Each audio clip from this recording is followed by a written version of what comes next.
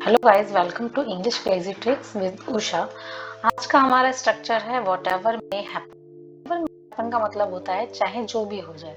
चाहे जो भी हो जाए मतलब इसका मतलब है कि हम जिन सेंटेंसेस में ये वाक्य बोलते हैं कि चाहे जो भी हो जाए मैं वापस गांव नहीं जाऊंगा, चाहे जो भी हो जाए मैं अब यहाँ नहीं रहूंगा, चाहे जो भी हो जाए मैं आपको इंग्लिश सिखाऊंगी, चाहे जो भी हो जाए वह तुमसे इस बारे में बात नहीं करेगा। इस टाइप के सेंटेंसेस अगर हमें बनाने हैं देन हम लोग क्या क्या स्ट्रक्चर यूज करें, क्या रूल यूज करें जो हम इन्हें इजीली अपनी डेली लाइफ में बोल सकें। ठीक है, तो देखते हैं, वीडियो देखते हैं और हम रूल सीखते हैं और बनाते हैं सेंटेंसेस को। तो चलिए करते हैं स्टार्ट। सबसे पहले हम लगाएंगे what ever may happen, what ever may happen. उसके बाद आपको लगाना है सब्जेक्ट, देन आपको लगाना है यहाँ पर वॉट एवर मे हैपन के बाद आपको कोमा करके उसको खत्म कर देना है। देन आपको अपना सेंटेंस बोलना है सब्जेक्ट विल, उसके बाद वर्ब की फर्स्ट फॉर्म, देन अगर कोई ऑब्जेक्ट है तो वो, देन अदर वर्ड। अगर ये सेंटेंस नेगेटिव में बनाना है तो वही वॉट एवर मे हैपन। ये जो वॉट एवर मे हैपन है ये स्टार्टिंग में आ जाएगा। ठीक है, वॉट एवर मे हैपन, उसके बाद आपको लगाना है सब्जेक्ट, उसके बाद विल नॉट लगाना है और देन वर्ब की first form, then object, then other word. ठीक है, तो चलिए सेंटेंस देखते हैं। चाहे जो हो जाए वह तुमसे इस बारे में बात नहीं करेगा। तो whatever may happen starting में हमने लगा दिया whatever may happen, then बात नहीं करेगा फ्यूचर का सेंटेंस है। इसमें मोस्टली सारे सेंटेंसेस फ्यूचर के ही होते हैं क्योंकि चाहे जो भी हो जाए मैं तुम्हें ये नहीं करने दूंगा, चाहे जो भी हो जाए मैं उसे वो करने दूंगा, तो सारे सेंटेंस मोस्टली फ्यूचर में है। तो आपको वट एवर मे हैपन के बाद आपको फ्यूचर टेंस का रूल लगा देना है जो है सब्जेक्ट के साथ विल और उसके बाद वर्ब की फर्स्ट फॉर्म। अगर नेगेटिव है तो विल नॉट आ जाएगा। ठीक है, तो मैं तुमसे इस बारे में बात नहीं करेगा तो he will not talk to you, और इस बारे में हो जाएगा अबाउट इट, अबाउट इट। ठीक है, so whatever may happen he will not talk to you about it. ठीक है, चाहे जो हो जाए मैं वापस गांव नहीं जाऊंगा। तो whatever may happen I will not go back का मतलब है वापस जाना। ठीक है, वापस जाना, तो I will not go back to village. चाहे जो हो जाए मैं अब यहाँ नहीं रहूंगा। तो what ever may happen I will not live here. ठीक है, चाहे कुछ भी हो जाए मैं आपको इंग्लिश सिखाऊंगी। तो what ever may happen I will teach you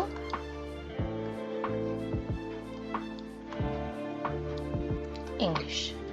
तो सेंटेंस बहुत इजी है, बहुत आराम से आप बना सकते हैं। अगर आपको स्ट्रक्चर पता है तो आप इजीली आप अपनी डेली लाइफ में इस टाइप के सेंटेंसेस बोल सकते हैं। चाहे जो हो जाए पिताजी मुझे तुम्हारे साथ नहीं जाने देंगे। तो whatever may happen father will not let me go with you. यहाँ पर नहीं जाने देंगे, तो कोई काम अगर हमें किसी की परमिशन से करनी पड़ती है, अगर हमें किसी की परमिशन चाहिए तो हम लेट का यूज करते हैं। तो father will not let me go with you, इस टाइप से। आप लेट की जगह आप परमिट भी लगा सकते हो। अगर आपको लेट में कंफ्यूजन है तो आप परमिट लगा दीजिए। तो father will not permit me go with you. ठीक है, तो आप इस टाइप से सेंटेंसेस बना सकते हैं। आगे देखते हैं। चाहे जो हो जाए मैं इस टीम में नहीं खेलूंगा। ठीक है, चाहे जो भी हो जाए मैं इस टीम में बिल्कुल नहीं खेलूंगा। तो what ever may happen I will not play in this team. चाहे जो हो जाए वह अपना खुद का बिजनेस शुरू करेगा। तो what ever may happen he will start his own business। ठीक है, चाहे जो हो जाए तुम उससे शादी नहीं करोगे। तो whatever may happen you will not marry with her।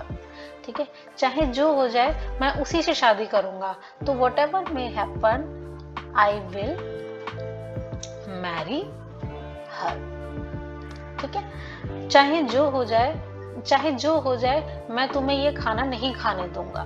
तो whatever may happen I will not let you या फिर permit you,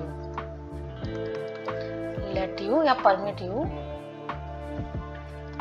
eat this food. ठीक है, तो I will not let you eat this food. तो whatever may happen, I will not let you. चाहे जो हो जाए मैं तुम्हें यहाँ से जाने नहीं दूंगा.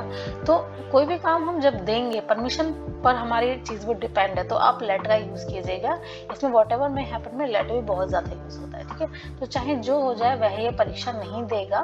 तो whatever may happen, he will not appear in this examination.